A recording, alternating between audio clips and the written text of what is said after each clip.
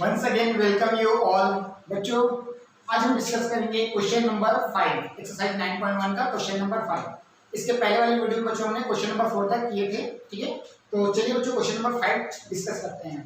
Question number 5 क्या कह रहा है बच्चों? A kite is flying at the height of 60 metre above the ground. The string attached to the kite is temporarily tied to a point on the ground. The inclination of the string with the ground is 60 degree.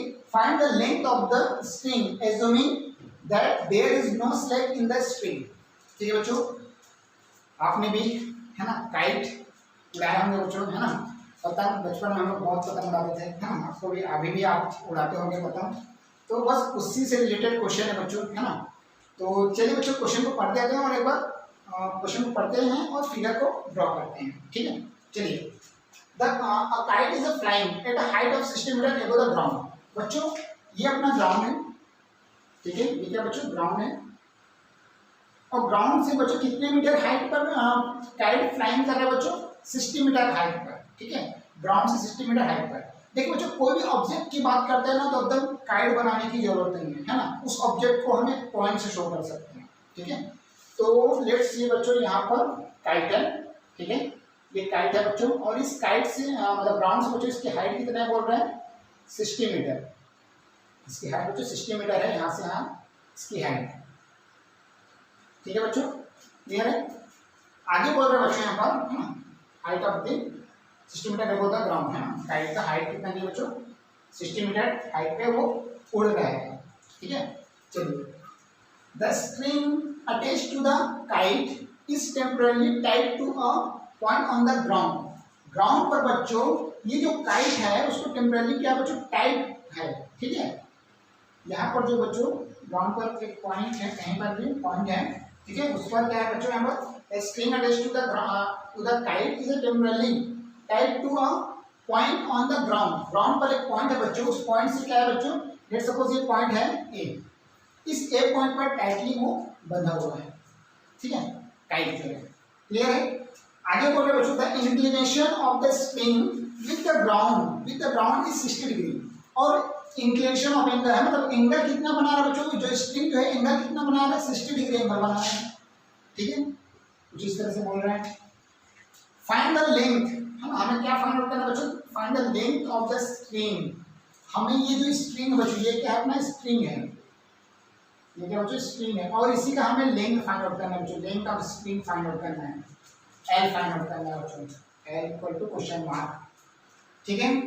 assuming that there is no slack in the string, no slack in the string।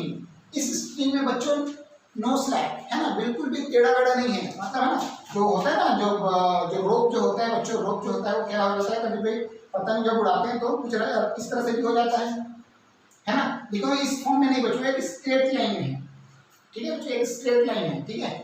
तो इस तरह से बच्चों, तो कुछ figure जो बनता है बच्चों कुछ इस तरह से बन रहा है ना। यहाँ पर एक काइट है बच्चों, काइट का हम पॉइंट नाम ले देते हैं इसको, इसका नाम सी ले देते हैं और इसको बी ले देते हैं, ठीक है। तो सी जो पॉइंट है बच्चों, जो पॉइंट सी है वो काइट को रिप्रेजेंट कर रहा है, ठीक है, काइट के पॉइंट को। और ये बी जो है ग्राउंड लेवल है ना। तो इस बी सी का हाइट हमें 60 मीटर दिया है। काइट का जो हाइट है बच्चों ग्राउंड से वो 60 मीटर बोला गया है, that is B C equal to 60 metre height of the kite. And angle of elevation जो दिया बच्चों, है ना, जो स्ट्रिंग का जब ग्राउंड से जब उसको टाइटली बांध रहे हैं, है ना, तो उसका एंगल ऑफ एलिवेशन कितना दे रहे हैं बच्चों? 60 डिग्री दे रहे हैं, ठीक है। और हमें स्ट्रिंग की हाइट फाइंड आउट करना है, that is AC find out करना है, ठीक है बच्चों। हमें एसी फाइंड आउट करना है। एसी इक्वल टू हम लिख लेते हैं यहाँ पर, AC equal to L equal to question mark, ठीक है। चलो यहाँ पर लिख लेते हैं, है ना, AC equal to L equal to question mark, ठीक है बच्चों। समझ में आ गया? चलिए बच्चों देखते हैं इसका सॉल्यूशन कैसे फाइंड आउट करेंगे। अब देखिए एक बार बच्चों, ये 60 डिग्री एंगल बना रहे हैं, तो इसकी जो अपोजिट जो साइड होगा वो क्या होगा? परपेंडिकुलर होगा। Side opposite to acute angle, है ना, जिस एक्यूट एंगल की हम बात कर रहे हैं, है ना, ये वाला angle. Side opposite to angle A, है ना, या side opposite to angle 60 degree, that is perpendicular. और 90 डिग्री के अपोजिट साइड जो साइड होता है बच्चों उसको हम क्या बोलते हैं? हाइपोटेनस, ठीक है। और ये होगा बच्चों बेस होगा, ठीक है।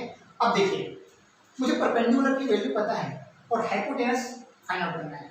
तो परपेंडिकुलर और हाइपोटेन्यूस के बीच में कौन सा ट्रिग्नोमेट्रिक रेशियो का रिलेशन होता है? Yes, sine theta. Sine theta का रेशियो होता है बच्चों परपेंडिकुलर अपॉन हाइपोटेन्यूस। तो यूज कर लेते हैं बच्चों, चलिए यूज करते हैं। ठीक है, सॉल्यूशन सबसे पहले हम लेट कर लेते हैं बच्चों, लेट है ना, let the length of the string, length of the string B AB क्या बच्चों, AC equal to L metre. ठीक है, हमने क्या एज्यूम कर रहे हैं बच्चों, क्या कंसीडर कर रहे हैं हम, जो स्ट्रिंग का जो लेंथ है उसको हम L कंसीडर कर रहे हैं। ठीक है, चलिए तो हमें वही L फाइंड आउट करना है बच्चों। तो करते हैं बच्चों, हम साइन थीटा का यूज करते हैं। Since sine theta equal to क्या होता है बच्चों, परपेंडिकुलर अपॉन हाइपोटेनस। ठीक है, तो साइन थीटा की वैल्यू कितनी है बच्चों, 60 degree. 60 degree equal to sine 60 degree पर क्या परपेंडिकुलर क्या बच्चों यहाँ पर, BC। BC और हाइपोटेनस क्या बच्चों, AC। AC है बच्चों। ठीक है, AC है। BC का वैल्यू मुझे पता है बच्चों कितना है, BC का वैल्यू है 60 मीटर एंड AC का वैल्यू है, AC तो मुझे फाइंड आउट करना है, जिसका मैं AC इक्वल टू में क्या कंसीडर किया बच्चों, L। तो ये इसको हम L लिख लेते हैं। ठीक है, चलिए साइन 60 का वैल्यू कितना होता है बच्चों, साइन 60 का वैल्यू होता है, साइन 60 का वैल्यू होता है बच्चों √3/2।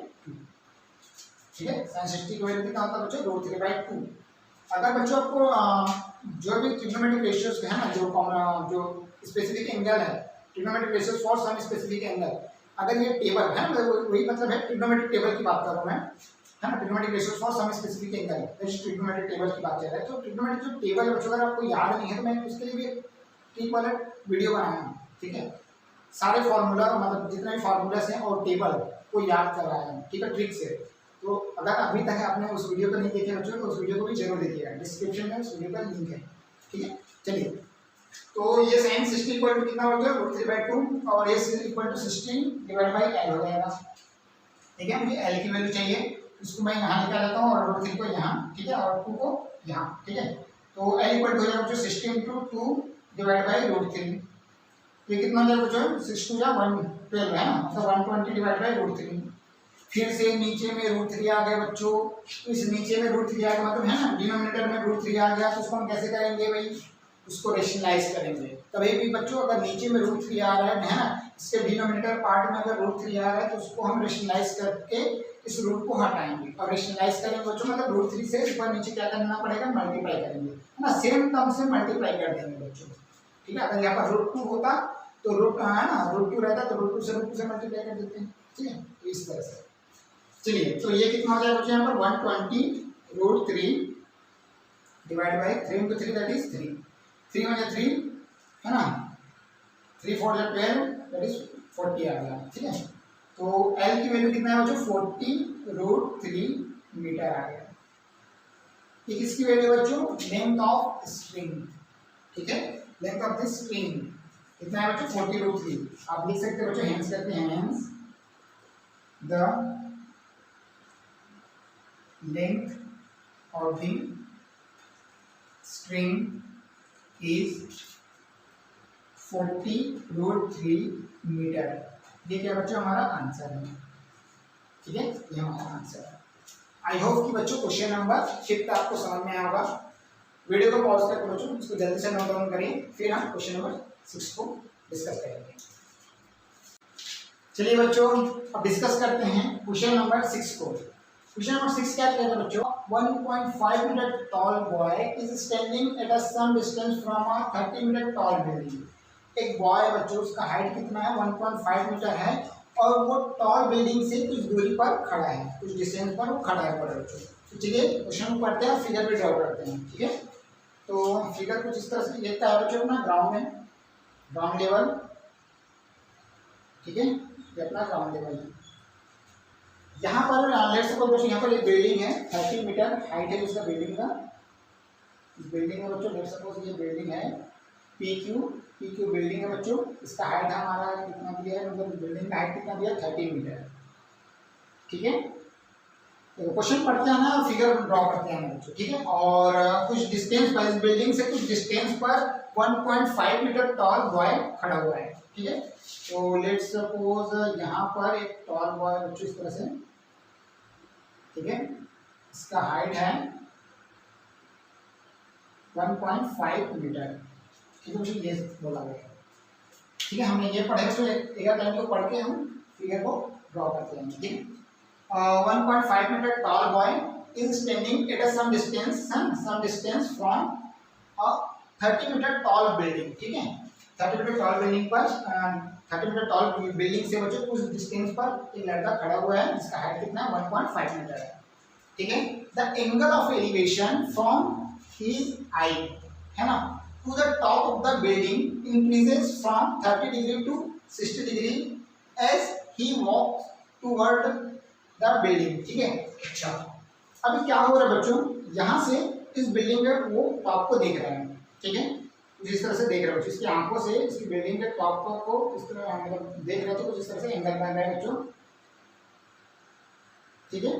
तो एंगल बनेगा तो हॉरिजॉन्टल लाइन और लाइन ऑफ साइट के बीच में बनता है बच्चों, तो हॉरिजॉन्टल लाइन हम ड्रॉ कर लेते हैं इस तरह से, ठीक है। तो यहाँ पर कितना एंगल बन रहा है बच्चों, 30 डिग्री एंगल बन रहा है, ठीक है, 30 डिग्री एंगल बन रहा है। लेकिन वो क्या कर रहा है बच्चों, को वॉक करते हुए थोड़ा सामने चला गया बिल्डिंग के, ठीक है, वॉक करते हुए क्या चला गया बच्चों, बिल्डिंग के सामने चला गया, फिर से बिल्डिंग के टॉप को देख रहा है, तो एंगल ऑफ एलिवेशन कितना बना रहा है, 60 डिग्री एंगल बना रहा है, ठीक है। लेट्स सपोज बच्चों वॉक करते करते कितना डिस्टेंस कवर किया मुझे नहीं पता, है ना, लेकिन यहाँ से लेट्स सपोज बच्चों यहाँ पर चला गया वो, ठीक है, कुछ यहाँ पर चला गया बच्चों। अब यहाँ से क्या देख रहा है बच्चों, बिल्डिंग के टॉप को देख रहा है,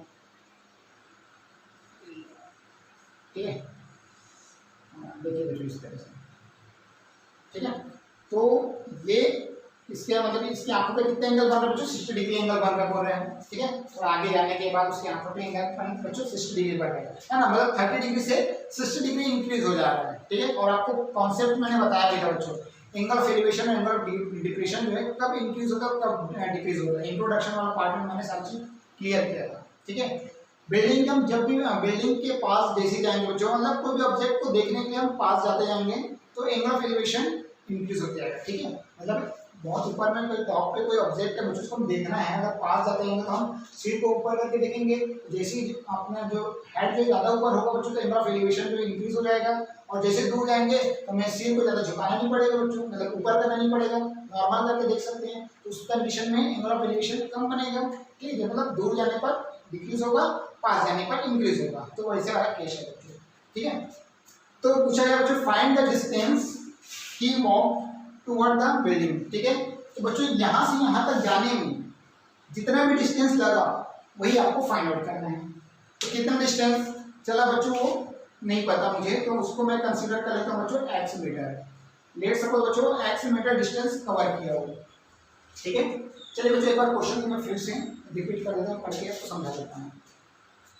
एक लड़का है 1.5 मीटर जिसका हाइट है ना, tall boy is standing at some distance from a 30 metre tall building, ठीक है, 30 मीटर टॉल बिल्डिंग से कुछ डिस्टेंस पर 1.5 मीटर टॉल बॉय खड़ा हुआ है, ठीक है। The angle of elevation from his eye, ठीक है, इसकी आंखों पर जो एंगल ऑफ एलिवेशन बन रहा बच्चा to the top of the building increases from 30 degree to 60 degree, increase हो रहा है बच्चों 30 डिग्री से 60 डिग्री, कब हो रहा है बच्चों, as he walk towards the building, ठीक है, वो बिल्डिंग के जैसे जैसे पास जा रहा है तो वो एंगल ऑफ एलिवेशन 30 और 60 डिग्री 30 से 60 डिग्री हो जा रहा है, ठीक है। तो find the distance he walk towards the building, तो बिल्डिंग के पास जब वो एक जगह से दूसरी जगह जब गया तो कितना डिस्टेंस कवर किया है ना, मतलब यहाँ से यहाँ तक जाने में कितना डिस्टेंस कवर किया, यही आपको फाइंड आउट करना है। क्वेश्चन बहुत ही अच्छा क्वेश्चन है बच्चों, हम इस क्वेश्चन को हम इंपॉर्टेंट मार्क कर सकते हैं बच्चों, अच्छा क्वेश्चन है, इंपॉर्टेंट क्वेश्चन है, ठीक है। चलिए तो उसको हम नेमिंग कर देते हैं बच्चों, ए पी क्यू अपना तो बिल्डिंग बोल दिया हमें, इस लड़के का हाइट हम ए बी बोल देते हैं, ठीक है, इस पॉइंट को हम सी और डी दे देते हैं बच्चों, इस पॉइंट को हम ई दे देते हैं, ठीक है। तो देखिए बच्चों अब देखिए जो ए बी जो होगा बच्चों हम सॉरी बी क्यू जो होगा, B Q is parallel to A ही है बच्चों, horizontal line is parallel to ground level, ठीक है, ये पैरेलल है बच्चों, है ना, ये भी पैरेलल है, तो ये पैरेललोग्राम हो गया। पैरेललोग्राम में मतलब क्या हो गया बच्चों, यहाँ पर A E equal to B Q होगा, होगा ना भाई, बिल्कुल होगा। पैरेललोग्राम की प्रॉपर्टीज क्या कहते हैं बच्चों, opposite sides are equal, and parallel, ठीक है। तो ये वाली लाइन और ये वाली लाइन पैरेलल एंड इक्वल हो जाएगा, ठीक है। जब ये लाइन और ये लाइन पैरेलल और इक्वल है बच्चों, तो ये AC है ना, also AC equal to BD हो जाएगा। अरे होगा ना भाई, बिल्कुल होगा। और इसको हमने कितना लिया बच्चों, x मीटर ले लिए हैं, ठीक है। हम लेट करने में बच्चों x मीटर लेट कर रहे हैं, ठीक है। और सिमिलरली जो CE जो होगा, CE इक्वल टू क्या होगा बच्चों, DQ होगा। इसको हम ले लेते हैं बच्चों y मीटर ले लेते हैं, ठीक है। यहाँ से यहाँ तक का डिस्टेंस y ले लेते हैं। हमें y फाइंड आउट नहीं करना है, बट हम इसको CE के जगह हमने y ले लिया है ना, कैलकुलेशन में आसानी होगा समझने में, ठीक है। इसको y मीटर ले लेते हैं बच्चों डिस्टेंस को। अब चाहो तो CE भी लिख सकते हो, CE और DQ, जब इस साइड पे जरूरत पड़ेगा तो हम CE या फिर DQ भी लिख सकते हैं। तो हम इसको अपने y कंसीडर कर ले तो y लिखेंगे तो इजी होगा सॉल्व करने में, ठीक है। आसान मतलब इजी समझ में आएगा आपको, ठीक है बच्चों। यहाँ तक आपको समझ में आ गया? चलिए बच्चों, हो गया, ठीक है। अब देखिए बच्चों, ये तो अपना 1.5 मीटर हाइट है, तो ये भी 1.5 मीटर हाइट ही होगा, ये भी 1.5 मीटर हाइट होगा बच्चों, ये भी 1.5 मीटर हाइट ही होगा, बिल्कुल। अच्छा, टोटल हाइट कितना है बच्चों, 30 मीटर है। टोटल कितना बच्चों, 30 मीटर है। और हमें इतना रिमेनिंग पार्ट का आंसर निकालना, मतलब वैल्यू निकालना है। हमें ये वाला QE का वैल्यू पता है 1.5, और इतने वैल्यू को नहीं पता PE। तो मैं 30 में 1.5 माइनस कर दूं तो ये वाला पार्ट का वैल्यू निकल जाएगा, बिल्कुल निकल जाएगा। तो बच्चों में 30.0 है ना, मैं माइनस करूंगा 1.5 में तो कितना आ जाएगा बच्चों, 28.5 मीटर आएगा। तो यहाँ पर इसका वैल्यू कितना आ जाएगा बच्चों, यहाँ से यहाँ का डिस्टेंस कितना हो जाएगा, यहाँ से यहाँ का डिस्टेंस हो जाएगा बच्चों 28.5 मीटर, ठीक है। इतना हो गया। चलिए अब देखिए बच्चों, सबसे पहले हम ये वाला ट्राइंगल कंसीडर करते हैं। ये वाला ट्राइंगल है ना, जो ट्राइंगल बना बच्चों AEP और CEP। तो सबसे पहले कंसीडर करते हैं छोटा वाला ट्राइंगल, ठीक। सॉल्यूशन बच्चों यहाँ से स्टार्ट करते हैं। सबसे पहले लेट करके लिख लीजिएगा बच्चों, let the distance he walked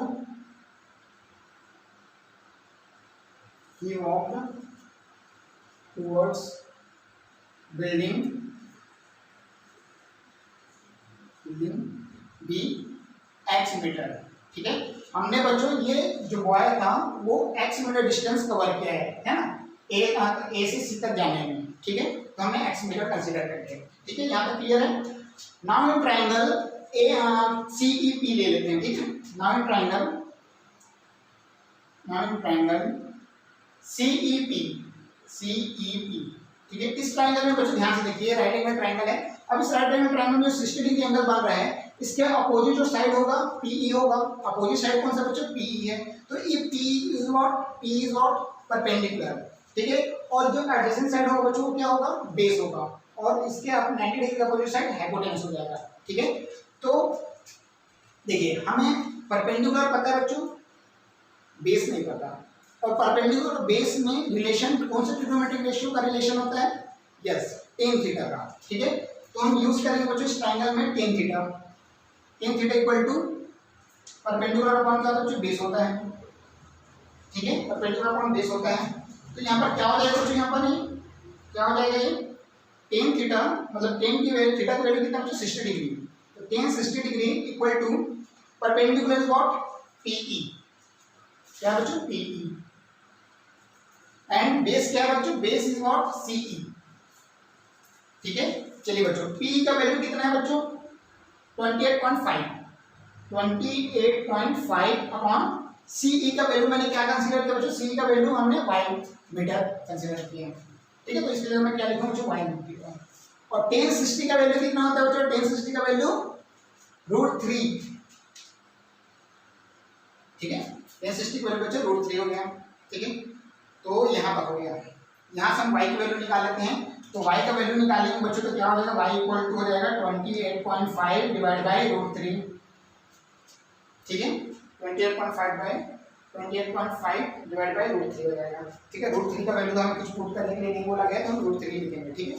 चलिए इसको हम क्वेश्चन नंबर 1 देखते हैं बच्चों, ठीक। अगेन कंसीडर करेंगे बच्चों बड़ा वाला ट्रायंगल AEP ना, इन ट्रायंगल AEP। इस ट्रायंगल में ध्यान से देखिए बच्चों, बड़ा वाला ट्रायंगल, इसको भूल जाइएगा ना, ये वाला लाइन, ये वाला हमें ये वाला ट्राइंगल देखना है बच्चों, AEP, ठीक है। इस ट्राइंगल को ध्यान से देखिए, है ना। तो इस ट्राइंगल में 30 डिग्री एंगल बना रहे हैं, तो इसके अपोजिट साइड तो PE होगा, दैट इज परपेंडिकुलर, और A इज व्हाट, बेस, ठीक है। तो परपेंडिकुलर बेस में कौन सा ट्रिग्नोमेट्रिक रेशियो का रिलेशन होता है बच्चों, यस, tan थीटा का। तो tan थीटा 3 यूज करेंगे बच्चों, तो tan थीटा इक्वल टू कितना हो जाएगा, परपेंडिकुलर अपॉन बेस। तो परपेंडिकुलर क्या है बच्चों पर PE, और बेस क्या है बच्चों, AE, ठीक है। थीटा का वैल्यू क्या है बच्चों, थीटा का वैल्यू है 30 डिग्री, एंड परपेंडिकुलर का वैल्यू बच्चों PE का वैल्यू है 28.5, और AE क्या है बच्चों, हम AE की जगह हम क्या पुट कर सकते हैं, AE की जगह हम क्या पुट कर सकते हैं बच्चों, AE को मैं लिख सकता हूँ AC प्लस CE लिख सकता हूँ, बिल्कुल लिख सकता हूँ। और AC क्या है बच्चों, AC को हमने क्या कंसीडर किया है, AC को हमने x कंसीडर किया बच्चों, तो x हो जाएगा, और CE को हमने क्या कंसीडर किया बच्चों, y, तो ये y हो जाएगा। मतलब AC इक्वल टू मैं क्या लिख सकता हूँ बच्चों, x प्लस y लिख सकता हूँ, बिल्कुल लिख सकता हूँ। तो यहाँ पर बच्चों सॉरी AC नहीं है ना, AE है, AC नहीं है, AE है, ठीक है। तो A equal to x plus y हो जाएगा, ठीक है। तो x प्लस वाई हो जाएगा बच्चों, A के जगह में क्या पुट करूँगा, x प्लस वाई, ठीक है बच्चों। यहाँ तक समझ में आया, बिल्कुल आया होगा, ठीक है। देखते हैं यहाँ इसके आगे देखिए बच्चों, tan 30 का वैल्यू कितना होता है, tan 30 का वैल्यू होता है बच्चों 1/√3, ठीक है। और 28.5 divide by x plus y, इसको मैंने एज इट इज लिखा, ठीक। अब देखिए बच्चों कैसे करेंगे, इसको हम क्रॉस मल्टीप्लाई करेंगे तो कितना हो जाएगा, x plus y equal to 28.5 into √3। इसको हम इक्वेशन नंबर 2 देते हैं बच्चों, इक्वेशन नंबर 2 देते हैं, ठीक। यहाँ तक समझ में आ गया बच्चों, तो वीडियो को पॉज कर कुछ उसको नोट डाउन करिए, है ना। चलिए इस यहाँ पर लिखते हैं,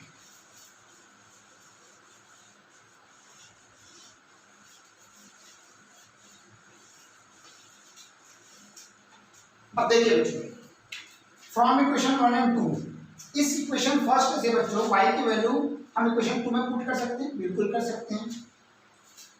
ऑन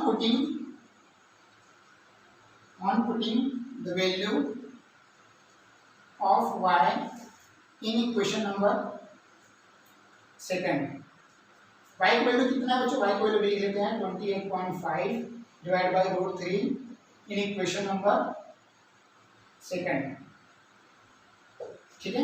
क्वेश्चन नंबर 2 में क्लियर बच्चों, तो पुट कर देते हैं। तो x प्लस वाई की वैल्यू कितना बच्चों, 28.5 divide by √3 equal to 28.5 into √3, ठीक है। तो ठीक है, यहाँ तक समझ में आएगा बच्चों, है ना। अब क्या करेंगे, ये वाले टर्म को राइट हैंड साइड में ट्रांसपोज कर देंगे, तो कितना आ जाएगा बच्चों, x की value 28.5 into √3 minus 28.5 divide by √3।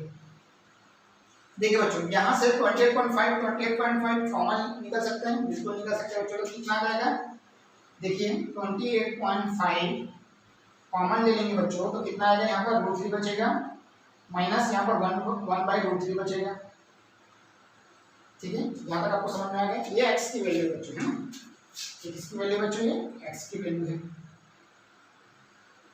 इसकी वैल्यू, ठीक है। यहाँ तक समझ में आ गया। चलिए अब इधर देखते हैं बच्चों, स्पेस थोड़ा कम है ना, इरेज करना पड़ेगा यहाँ पर, ठीक है। देखते हैं बच्चों यहाँ पर क्वेश्चन नंबर फर्स्ट क्या था, इसको मैं क्वेश्चन नंबर फर्स्ट को यहाँ लिख देता हूँ, ठीक है। y का y इक्वल टू आएगा बच्चों 28.5 डिवाइड बाई √3, और इक्वेशन नंबर 2 आएगा बच्चों x plus y equal to 28.5 √3। Question number ये फर्स्ट था, ये क्वेश्चन नंबर 2 था, ठीक है। चलिए अब देखिए बच्चों,